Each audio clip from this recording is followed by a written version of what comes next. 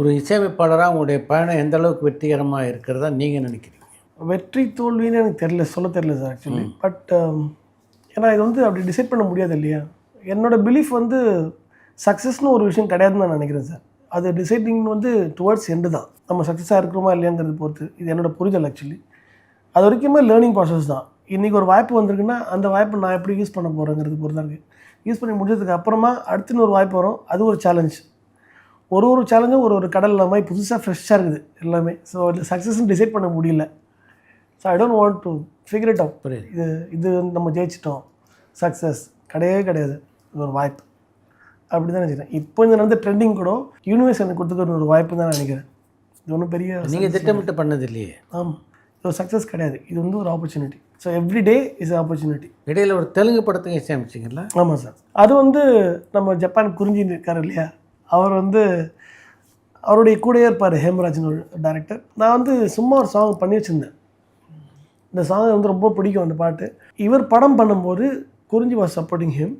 So அவர் தான் கேட்டிருந்தார், இந்த படத்துக்கு சத்யன் மியூசிக் பண்ணுறான்டா, நான் அவனுக்கு ஹெல்ப் பண்ணுறேன் அப்படிங்கிற மாதிரி சொன்னார். அருமை.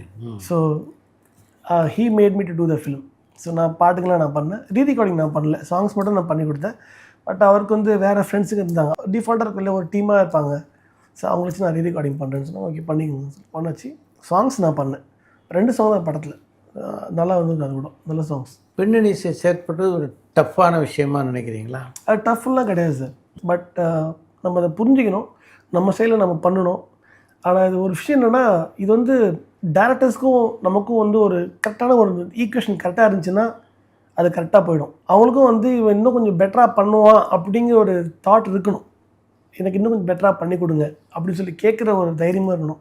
ஃபஸ்ட்டு வரதே அக்செப்ட் பண்ணணும் அவசியம் கிடையாது, அதான் டிசைடும் பண்ணக்கூடாது. அட் த சேம் டைம் எனக்கு வந்து அந்த புரிதல் கொஞ்சம் கம்மியாக இருந்துச்சு எனக்கு அவங்களுக்குள்ள. ஸோ ஓகே, அவங்க என்னை கேட்கவும் இல்லை, இன்னொன்று ஆப்ஷன் கொடுங்கன்னு கேட்கவும் இல்லை. நான் பண்ணி கொடுத்தேன். இன்ஃபேக்ட் பாதி படங்கள்லாம் பண்ணி கொடுத்தேன். விழித்திரு படத்துக்கே நான் பாதி படம் ரீரெக்கார்டிங் பண்ணதுக்கப்புறமா அவர் வந்து வேறு சில பிரச்சனைகளில் வந்து வேற ஒருத்தர் வச்சு ரீரெக்கார்டிங் பண்ணுறேன்னு சொல்லிட்டு போனார். ஓகே சார்னு போயிட்டேன். போனதுக்கப்புறமா மறுபடியும் வந்து அங்கே சில பிரச்சனைன்னு சொல்லிட்டு மறுபடியும் வந்து என்கிட்ட இதை முடிச்சு கொடுங்கன்னு சொன்னாங்க.